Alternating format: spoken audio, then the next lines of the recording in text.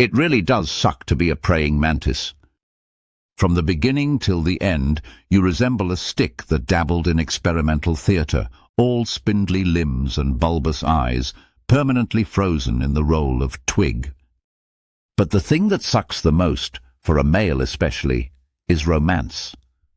You may have heard that the female praying mantis sometimes eats the head of the male during the act of reproduction, and yet his body continues until the job is done, because that's just the kind of see-it-through-till-the-end professional he is. And if you didn't know this fact, you can now mark the exact timestamp when your innocence left the building.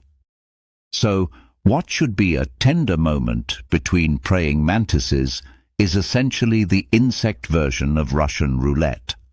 As the male, you climb onto her back in the spirit of optimism, hoping for intimacy, but knowing that at any moment she can swivel around, bite off your head, and keep chewing while you continue getting the job done. The reason you can keep going while headless is because the nerve ganglia controlling the necessary reproductive motions are in your abdomen, not your brain. So you see, in mantis dating, losing your head isn't a metaphor, it's sometimes the actual ceremony. If you somehow survive the mating ritual, your contribution ends there.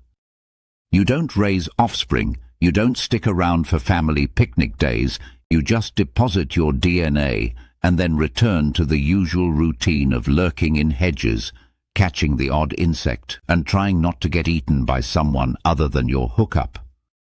And as for your hookup, her eggs are packed into a foamy case glued to a twig, hatching hundreds of miniature mantises who never know who you were, which is fitting because you probably didn't make it to the end credits anyway. Which brings us neatly to your public image problem, which isn't helped by the fact that the word praying is in your name. Everyone assumes you're devout.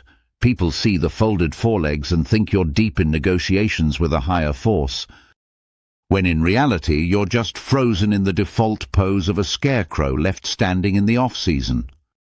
The thing is, you're about as spiritual as a commuter gripping the bus pole with both hands. You're not pious, you're just waiting to pounce on a meal.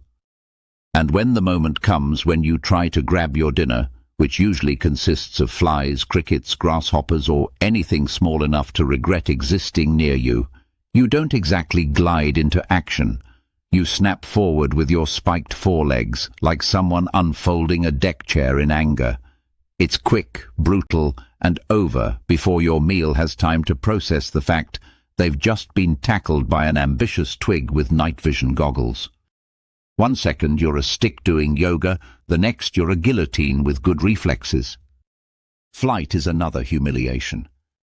Yes, you can technically fly, but only in short, panicked bursts that look more like an accident than a skill. Females don't even bother with flying. They're larger, stronger, and perfectly content to let you flap in awkward circles until you eventually land near them anyway. Dear fellow psychologists, what are your thoughts on praying mantises? And please remember to like, subscribe, and hit the notification bell so you never miss a quirky upload.